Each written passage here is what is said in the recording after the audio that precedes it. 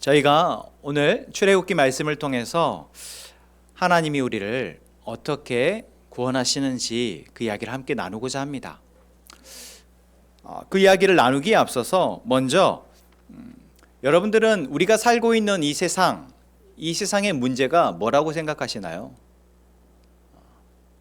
여러분이 속해 있는 가정, 또 여러분의 학교, 직장, 또는 여러분이 살고 있는 동네, 또는 크게 봐서는 이 나라, 또는 온 세계 가운데 여러분들이 인식하고 있는 문제, 그게 무엇일까요? 여러 문제가 있겠지만 그 중에서 정말 심각하다고 생각되어지는 문제도 있고, 그냥 가벼워서 그냥 지나가는 문제도 있습니다. 그런데 우리는 그런 문제 속에서 그래도 해결책을 찾아가려고 애쓰는 존재들입니다. 내 개인의 문제에서도 그렇고, 가정의 문제나 또는 직장 또는 학교 또는 이 사회 안에서 우리는 각자 나름대로 그 문제들을 해결하기 위해서 애쓰고 있죠.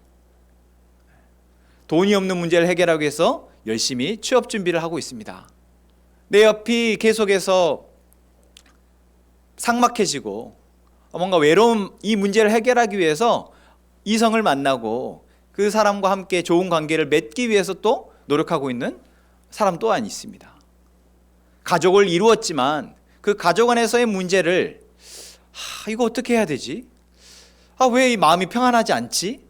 집은 정말 스윗홈인데 왜 이렇게 스윗하지 않지?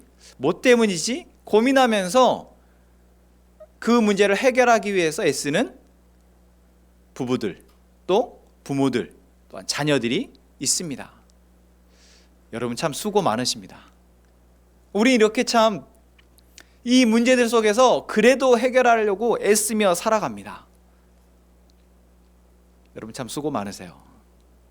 여러분이 갖고 있는 문제들을 하나하나 제가 다 알진 못하지만 사람 사는 것이 다 비슷하다 보니 아마 비슷한 문제 속에서 조금 강도만 다를 뿐 우리는 애쓰고 살아가고 있는 존재라는 사실을 여러분 잊지 않았으면 좋겠습니다. 그렇게 우리는 지금 살아가는 서로 남이지만 같은 문제 속에서 같이 해결책을 찾아가는 그러한 동반자 또는 동료라는 거, 여러분 그것을 기억하고 저희가 옆에 사람들과 함께 나아갔으면 좋겠습니다.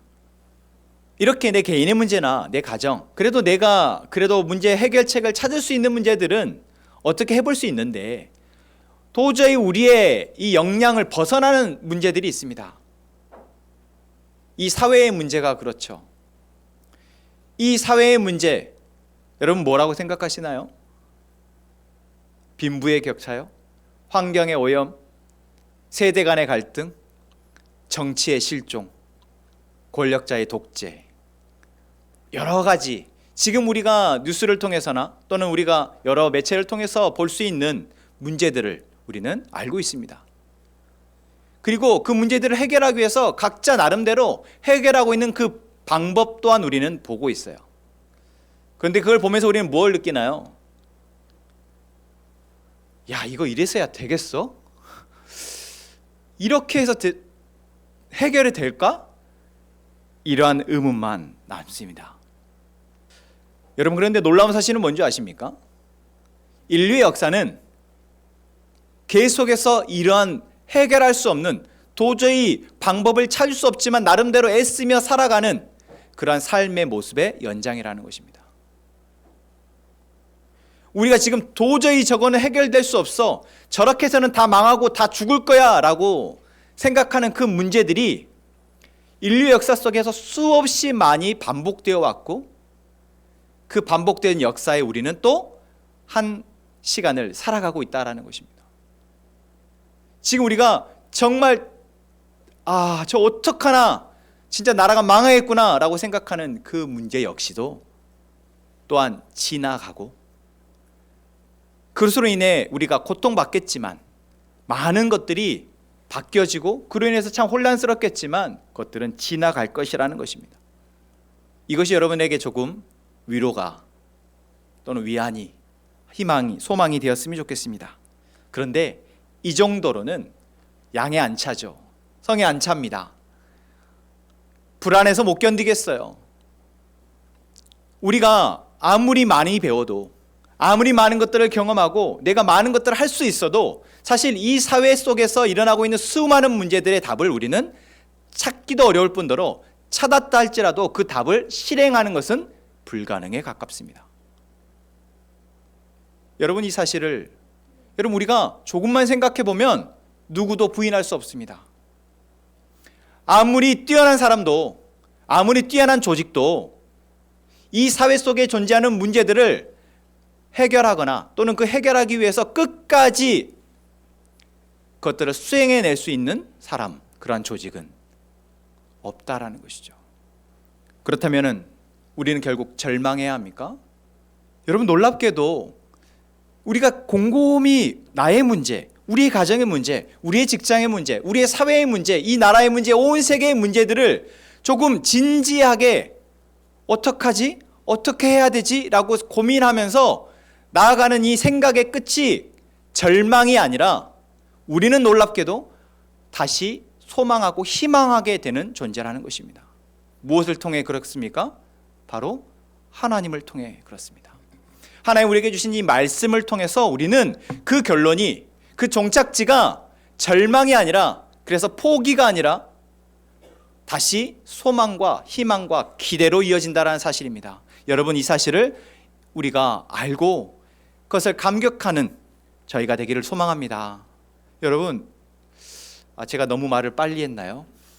저만 기대와 소망이 차고 여러분들은 기대와 소망이 조금 아직 늦게 오고 있는 것 같아요.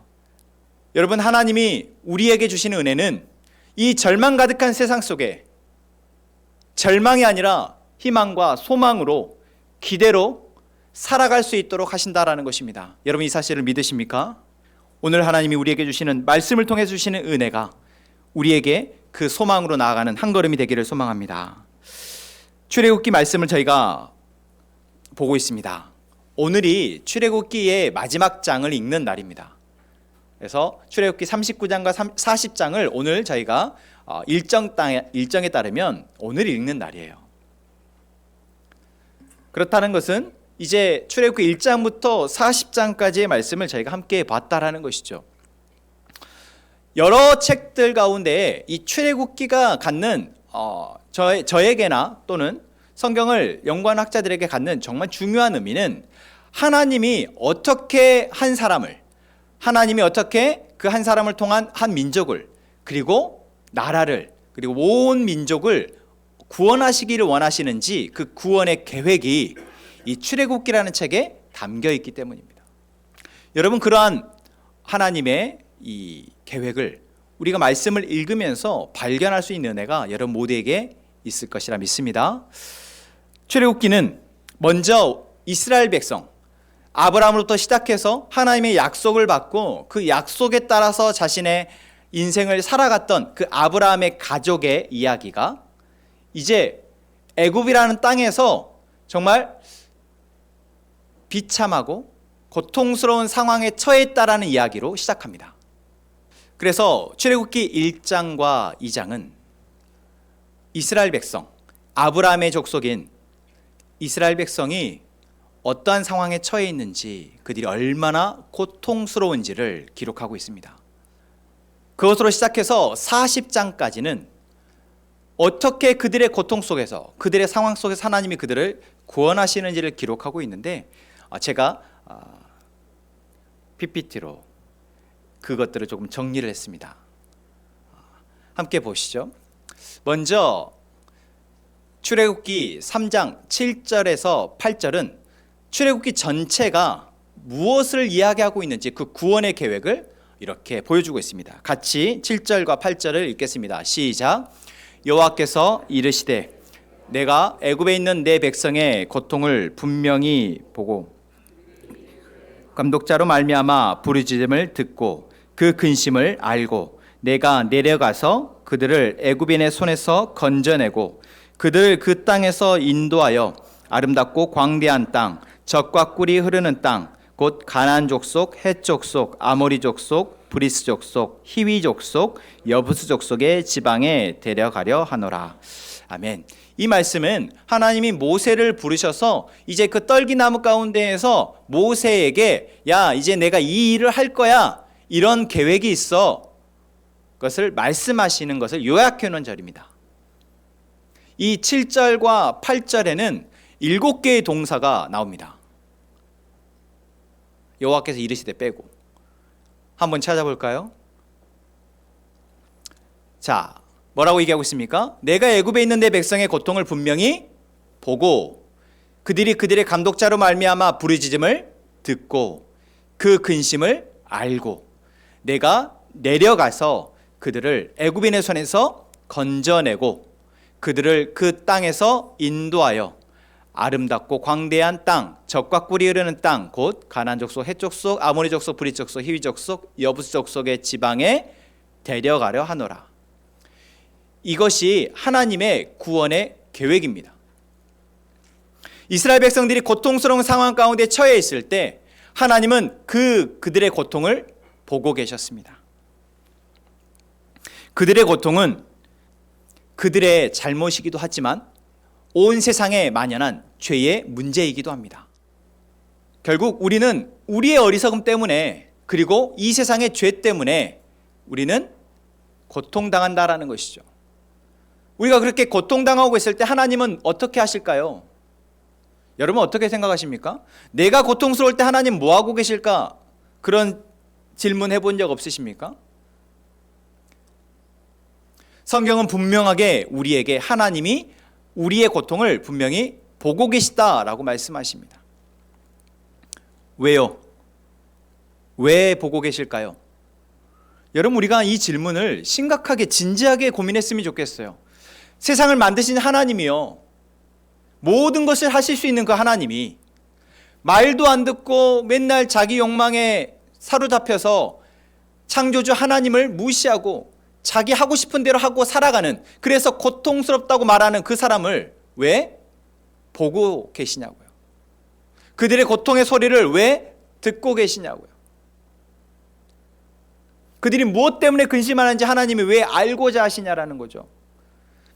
출애굽기 2장 24절은 우리에게 이렇게 말하고 있습니다. 하나님이 그들의 고통 소리를 들으시고 하나님이 아브라함과 이삭과 야곱에게 세운 그의 언약을 기억하사. 여러분 하나님이 세상을 창조하실 때 하나님의 계획이 무엇일까요? 창조한 세상을 사랑하시는 것입니다. 하나님의 다스림 아래에서, 하나님의 은혜 아래에서 그 세상이 아름답게 사라지는 것을 하나님은 계획하셨고 그것을 작정하셨습니다.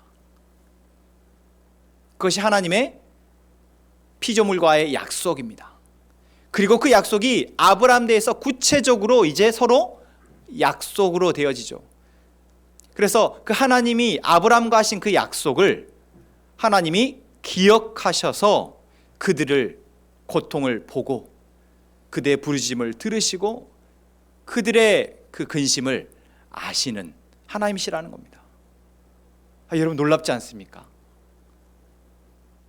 내가 어떠한 것이 아니라, 내가 이렇게 저렇게 해서 하나님이 거기에 반응하는 것이 아니라, 하나님은 근본적으로 본질적으로 우리를 사랑하시기로 작정하시고 이 세상을 창조하셨고 우리를 만드셨으며, 그리고 그러한 우리를 사랑하시는 것을 기억하시고 우리의 고통 속에서 우리를 외면하지 않으시고 바라보고 계시다라는 것입니다. 그리고 그러한 하나님은 이제 그들의 소리를 들으시고 내려오셔서 이제 그들을 옥죄고 있는 애굽인의 손에서 그들을 건져내시고 그들을 인도하여서 이제 하나님이 약속하신 땅으로 데려가게 하겠다, 이것이 나의 계획이다 말씀하시는 겁니다. 이것을 장별로 조금 보도록 하겠습니다. 출애굽기 1장과 2장은 그래서 같이 읽어볼까요? 시작. 애굽에서의 이스라엘 백성의 고난. 그렇습니다. 출애굽기 1장과 2장은 이스라엘 백성들이 처한 상황, 그리고 그 원인에 대해서, 그리고 그들이 어떠한 고난을, 고통을 겪고 있는지를 기록하고 있습니다.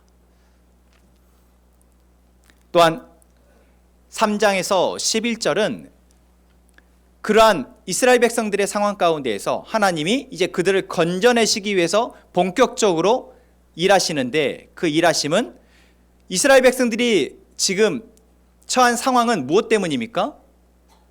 애굽 왕의 폭정 때문입니다. 애굽 왕의 욕심 때문이고 두려움 때문입니다. 그리고 그 두려움과 욕심을 애굽 왕은 자기가 갖고 있는 권력을 통해서 그대로 이스라엘 백성들에게 보여줍니다.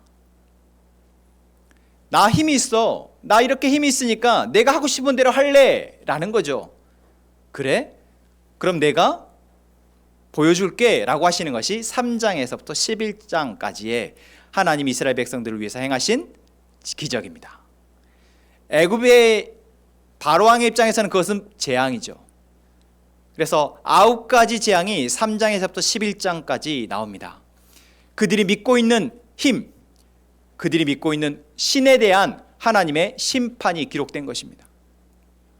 그리고 12장은 마지막 10번째 재앙을 통해서 이제 하나님이 양과 염소의 피를 통해서 그 피를 바른 이스라엘 민족, 이스라엘 백성들을 이제 살리시는 이야기가 기록되어 있습니다. 그리고 단순히 이것은 살리는 것뿐만 아니라 그들의 신분이 이제 애굽의 종, 죄의 노예에서 하나님의 백성, 하나님의 자녀로 변화되는 것을 이야기합니다.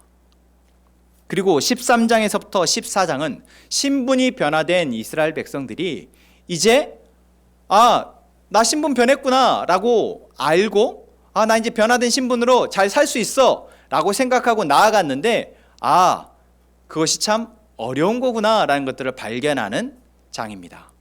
무엇 때문에 발견하게 됩니까? 홍해를 통해서 발견하게 되죠. 이제 신이 나서 애굽에서 나왔는데 그들 앞에 놓인 홍해를 바라보면서 그들은 왜 우리를 데리고 나와서 이 바다에 빠져 죽게 합니까? 라고 하나님 앞에 모세에 대해서 원망을 하죠. 그들은 신분이 변화되었지만 여전히 애굽에서 살던 그 사고의 방식, 생활 방식을 그대로 가지고 있었다라는 것을 그들은 보여줍니다. 그러나 하나님은 그들에게 이제 이 홍해를 통해서, 홍해를 가름을 통해서 이전과 너희가 완전히 다른 존재로서 살아가게 됨을 말씀하십니다. 그것을 우리는 세례에 비유합니다. 이제 너는 더 이상 애굽의 종이 아니라 하나님의 백성으로 살아가는 거야. 그것들을 확인하게 하는 것이죠. 그리고 15장에서부터 18장까지는 홍해를 건넌 그들이 이제 광야의 여정을 통해서 하나님의 백성으로서 살아가는 훈련을 하게 되는 것을 기록하고 있습니다. 하나님의 백성으로 살아간다라는 것 뭘까요? 하나님이 주시는 것을 먹고 하나님이 인도하시는 대로 따라가고 하나님의 보호하심으로 안전하게 살아가는 것. 간단하죠. 그런데 그게 쉽지 않습니다.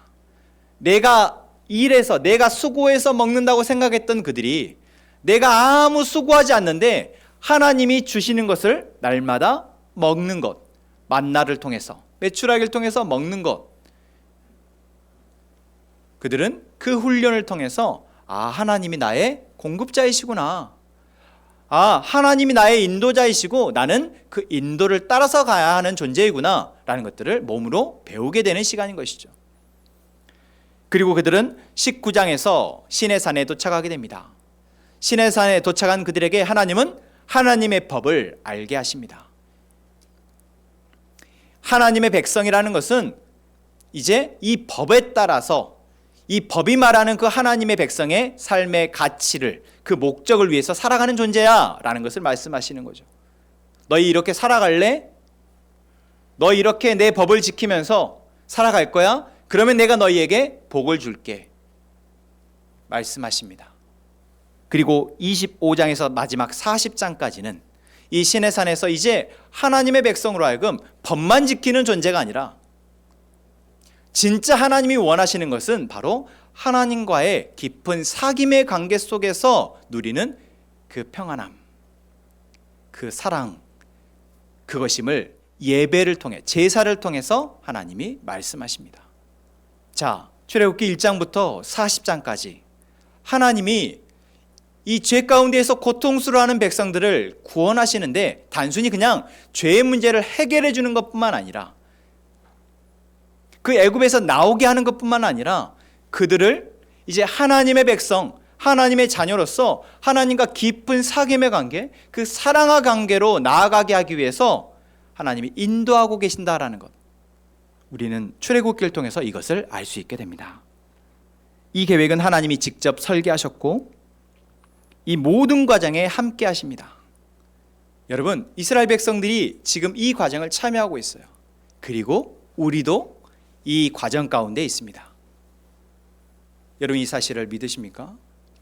나는 그냥 하나님을 알게 되었고, 나는 그냥 교회를 나오게 되었고, 나는 그냥 지금 예배를 드리고 있지만 이 모든 과정이 하나님의 창조 때부터의 계획하심 속에서 지금 이루어져 가고 있는 놀라운 계획이라는 것이죠. 하나님은 이 계획을 계속해서 멈추지 않고 이루어가고 계십니다. 그리고 이 하나님의 계획을 이루어지는 것 가운데, 하나님의 구원의 계획이 이루어진 것 가운데 정말 중요한 것이 있습니다. 하나님이 준비한 것이 있어요. 그것은 무엇일까요? 출애굽기에서 이스라엘 백성들을 구원하는데 하나님이 무엇을 준비하십니까? 홍해를 가를 준비를 하십니까? 나일강을 피로 물들 준비를 하실까요? 바로 사람을 준비하시는 것입니다. 하나님의 구원 계획에 있어서 정말 중요한 것은 이 하나님의 구원 계획을 알고 그 구원 계획에 따라서 믿음으로 순종하는 사람입니다. 바로 모세이죠. 그래서 이 출애굽기는 사실 모세의 하나님의 도구로서 그 역할을 감당하는 이야기이기도 합니다. 모세가 특별한 사람이어서 그렇지 않습니다. 모세는 태어나자마자 물에 띄어져서 자기의 어머니가 아닌 다른 사람의 손에서 키워졌고, 그로 인해서 이집트의 애굽의 왕자가 되었지만 결국 살인을 통해서 왕자의 자리에서 쫓겨나고 황량한 사막, 광야에서 40년 동안이나 남의 양을 쳐주는 참 불쌍한 인생을 살게 된 사람입니다. 그런데 그 모세가 하나님의 계획 가운데 있었다라는 것이죠. 하나님이 모세만 특별하게 톡 찍어가지고 너는 특별한 내 계획에 너를 쓸 거야 라고 하신 것은 아닙니다. 모세라는 사람을 통해서 우리에게 하나님이 이렇게 한 사람을 부르셔서 이제 그 하나님의 구원을 이루어간다는 것을 보여주기 위함이죠. 그래서 우리는 모세의 전반적인 이야기가 아니라 하나님이 어떻게 모세를 쓰시는지를 봤으면 좋겠습니다. 하나님 모세를 어떻게 쓰십니까? 모세에게 나타나십니다. 모세는 너무나 불안하고 두려워서 사실 어떠한 일도 할 수 없이 무기력한 상태에 있었습니다. 그러한 상태의 모세, 다시 말하면 인생의 고난과 고통 속에서 완전 무기력한 상태였던 그 모세를 하나님이 부르셨고, 그러한 상태에서 모세를 다시 회복시키셔서 이제 모세가 하나님의 그 사명에 맞춰서 한 걸음 발을 떼어 자기가 살던 광야에서 다시 죽을지도 모르는 애굽으로 돌아가게 하신 것입니다. 그러한 한 걸음의 믿음의 순종이 또 한 걸음 한 걸음 한 걸음으로 이어져더니 그것이 결국 이스라엘 백성들을 애굽에서 건져내고 그들을 가나안 땅까지 인도하는 그 40년의 여정을 모세로 하여금 가게 하신 것입니다. 그 여정이 너무 쉽지 않았습니다. 그래서 모세는 포기하고 싶었어요. 심지어 차라리 죽는 것이 낫겠다고 하나님 앞에 하소연할 정도였습니다. 그런데 모세는 결국 하나님이 자기에게 맡기신 그 사명을 감당합니다. 내가 이스라엘 백성들을 이 애굽에서 건져내서 그들을 인도하여 내가 약속한 땅으로 데려가려 하는다. 너가 이 일을 앞장서서 해줬으면 좋겠다 라는 이 하나님의 사명을 모세는 끝까지 완수합니다. 출애굽기는 이 이야기를 우리에게 보게 합니다. 여러분, 이 놀라운 하나님의 구원 계획을 들을 때 어떤 생각이 드십니까? 제가 서론에서 지금 이 세상의 문제 속에서 우리는 사실 허우적대며 살아가고 해결하려고 애쓰지만 결국 해결하지 못한 상태에서 어찌 인생을 살다가 죽게 된다라고 말을 했습니다. 인류의 역사가 사실 그러한 사람의 이야기다라고 말을 했어요. 그런데 하나님은 그러한 인류의 역사 가운데에서 하나님의 구원의 계획을 가지시고 그 구원을 이루어가고 계시다라는 것입니다. 하나님이 이러한 방법으로, 이러한 구원의 계획으로 하나님의 구원을 이루어간다는 사실을 여러분들이 듣고 이제 알게 되었습니다. 어떠한 생각이 드십니까? 여러분, 이 구원의 계획이 여러분에게 너무나 반가운 소식이고, 내가 그렇게 구원을 받았다고 여기십니까? 하나님 나를 이렇게 구원하고 계시는구나. 하나님 나의 구원을 이렇게 이루어가고 계시는구나. 나를 지금 인도하고 계시고 나를 이제 하나님의 그 완전한 하나님의 나라로 나를 데려가려 하시는구나. 나는 지금 그 과정 가운데 살아가고 있구나. 이것을 알게 되어 여러분 정말 기쁘십니까? 아니면 내가 하나님을 알게 되었고 믿게 되었을 때 정말 그런 감격이 있었는데 어느 순간 해가 지나면서 이 신앙의 연수가 지나가면서 그 감격이, 그 기쁨이 사라졌는데 내가 왜 이것을 잊고 있었지? 다시 상기가 되어지십니까? 아니면 하나님의 그 구원의 계획이, 그 하나님의 구원하시고자 하는 그 방법이 아직 잘 뭔지 모르겠고,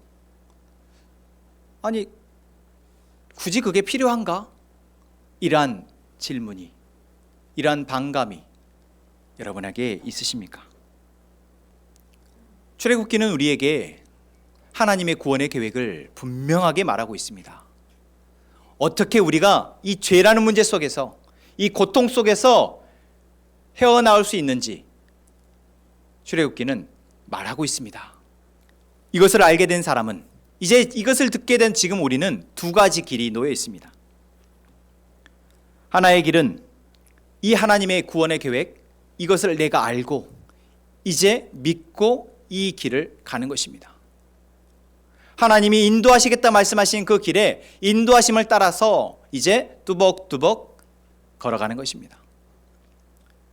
또 다른 길은 내가 잘 모르겠고 내가 살아왔던 삶의 방식이나 세상 사람들이 살아가는 삶의 방식, 그 길이 더 익숙하고 남들도 다 이렇게 살아가니 그냥 나는 이렇게 하나님의 그 구원 계획과 상관없는 삶을 살겠다라고 하는 것입니다. 여러분, 분명하게 말씀드리는 것은 이 두 번째 길을 가게 되는 사람은 하나님의 구원 계획이 아닌, 결국 계속해서 어떻게 이 세상의 문제를 해결할 수 있을까를 찾다가 헤매다 결국 끝나는 삶에 가게 된다라는 것입니다. 그렇다고 첫 번째 하나님이 우리에게 가게 하시는 이 구원의 길이 쉽냐? 쉽지 않습니다. 어떤 분들은 이것을 가시밭길이라고 말하는데 가시밭길은 아니죠. 가시밭길은 아니고 무엇이 어렵냐? 익숙하지 않기 때문에 어렵습니다. 남들은 가려하지 않는 길이기 때문에 어려운 거예요. 정말 그 길이 어려워서가 아니라 익숙하지 않고 남들은 가지 않으려는 길을 하나님께서는 그 길로 우리를 인도하시기 때문에 우리가 그것이 어려운 것입니다. 가시밭길요? 아니더라고요. 좁은 길요? 아닙니다. 좁아가지고 길 갈 때마다 막 부딪히고 상처나고 그런 길 아닙니다. 하나님이 계획하신 이 구원의 길은 가장 완전하면서 가장 안전한 길입니다. 다만 우리에게 익숙하지 않아요. 불편해요. 익숙하지 않으니까 불편하죠. 그리고 남들은 그 길을 가려하지 않고 자기만의 길대로 가는데 그 길이 좋아 보이니까, 눈에 보여지는 것 때문에 우리는 이 길이 좁은 길처럼 보이고 가시밭길처럼 보이는 것뿐입니다. 여러분, 우리는 하나님께서 태초부터 예정하시고 이루어 가시는 이 구원의 계획 속에서 이제 이 구원의 길을 가게 된 존재입니다. 여러분, 이것에 감격하여 감사하며 이제 그 기쁨으로 하루하루의 삶을 살아가는 우리 모두가 되기를 소망합니다. 이 길이 아닌 다른 길을 선택하는 사람은 결국 이리저리 헤매이다 아무것도 발견하지 못한 채 허무하게 인생의 마지막을 맞이하게 될 것입니다. 그리고 하나님이 약속하신, 하나님이 인도하시는 이 길을 가게 되는 사람 가운데에서도 모세와 같이 조금 더 먼저 하나님의 그 구원의 계획을 알고 그 구원의 계획에 조금 더 빨리 믿음으로 순종하는 사람과 조금 느리게 반응하고 힘겹게 순종하는 사람들의 두 부류로 나뉘어집니다. 물론 모세와 같이 먼저 알게 되어지고 그 길을 먼저 순종하는 사람, 믿음으로 순종하는 사람들에게는 조금 더 책임이 많이 따릅니다. 여러분, 모세를 보면 딱 알죠? 얼마나 힘들어요. 앞에서 이끌고 나간다라는 것, 뒤에서 불평하고 원망하고 이리저리 말하는 사람들의 그 마음을 다 헤아리고 그들을 다 살피면서 그래도 끝까지 이들을 끌고 가고자 하는 그 마음을 마지막까지 잃지 않는 것, 그게 진짜 힘들잖아요. 포기하고 싶거든요. 이 사람들을 포기하는 것이 어려우니까 차라리 나를 죽여주십시오라고 말했던 것이 모세이거든요. 차라리 내가 죽겠습니다. 그것이 모세의 책임이었습니다. 모세에게 맡겨진 사명이었어요. 그러나 여러분, 정말 이것이 힘든 일일까요? 그렇지 않습니다. 여러분, 출애굽기를 보다 보면 정말 모세가 제가 너무나 불쌍하다, 맨날 왜 모세만 저렇게 힘겹게 이들을 끌고 가야 하지? 라고 하지만 곰곰이 다른 모양을 보면 하나님이 모세와 함께 하시며 모세와 대화하시고 모세의 기도를 들으시고 그 기도 가운데 일하신다라는 것을 발견하게 됩니다. 우리는 참 모세가 힘겹겠다, 힘들겠다만 봤지 그 모세의 힘듦은 실제로 그들의 어려움, 그들의 불평, 불만을 감당하는 것, 그리고 그것을 감당하면서 하나님 앞에 나와서 하소연하는 것으로 해결되어진다는 것을 우리는 보지 못하는 것이죠. 모세가 뭘 했습니까? 지팡이만 내밀었어요. 모세가 뭘 했습니까? 이들이 배고프다고 아우성칠 때 하나님, 이들이 배고프다네요, 하나님 앞에 간구했습니다. 이들이 우상을 숭배하고 금송아지를 만들었을 때 하나님이 이들을 내가 다 멸해야겠다라고 말씀하실 때 모세는 하나님, 제발 살려주세요. 제발 살려주세요. 저들을 죽이시거든 차라리 저를 데려가 주세요. 이렇게 하나님 앞에 자기의 목숨을 내어놓고 기도했을 뿐입니다. 여러분, 그렇습니다. 내가 지금 먼저 하나님을 알게 되고 하나님을 믿고 나아가는 길이 조금 무겁다, 정말 피하고 싶다 여겨집니다. 누군가를 사랑하는 거, 누군가를 보살피면서 그 사람을 이해하고 용납하면서 나아가는 이 그리스도인의 삶은 쉽지 않은 길임은 분명합니다. 그러나 하나님의 구원 계획 속에 있는 한 사람 한 사람에게 하나님은 그 모든 책임을 하나님이 지시고 우리에게는 하나님께 의뢰하고 하나님께 나와 기도하는 그러한 것들만 요구하신다라는 것. 그렇게 우리가 하나님을 의뢰하고 하나님께 기도할 때 하나님이 그 일을 감당하신다라는 것, 우리가 기억하기를 원합니다. 하나님이 그렇게 한 사람 한 사람을 하나님의 구원의 여정 속에 가게 하십니다. 이 자리에는 모세와 같이 조금 무거운 책임을 지고 가는 사람도 있습니다. 내 옆에 있는 사람들이 눈에 밟혀서 그들을 위해서 기도하게 되어지고 그들을 위해서 내 시간을 내고 내 마음을 내어서 그들을 사랑하려 애쓰는 사람 또한 있습니다. 또한 이 자리 가운데는 이제 막 하나님을 알게 되어지고 그 알아가는 기쁨 가운데에서 이리저리 아직 좌충우돌하면서 앞에서 인도하는 그 인도자를 따라서 가고 있는 이스라엘 백성들과 같은 사람 또한 있습니다. 그러나 분명한 것은 우리 모두 하나님이 계획하시고 인도하시는 그 구원의 여정에 함께하고 있다는 것입니다. 결국 그 말은 하나님이 하시는 것이지 우리가 하는 것이 아니라는 것이죠. 2025년을 시작하면서 제 마음이 조금 많이 무거웠습니다. 또 한 해를 여러분과 함께 또 여러분 앞에서 한 걸음 나아가려고 하니 마음이 무거울 수밖에 없죠. 아무 무거움도 못 느끼고 그냥 잘 될 거야 하고 나가면 여러분 그게 진짜 무서운 겁니다. 여러분 제가 그렇게 칠레레 팔레레 막 앞에 나가려고 하면 여러분이 붙잡으셔야 해요.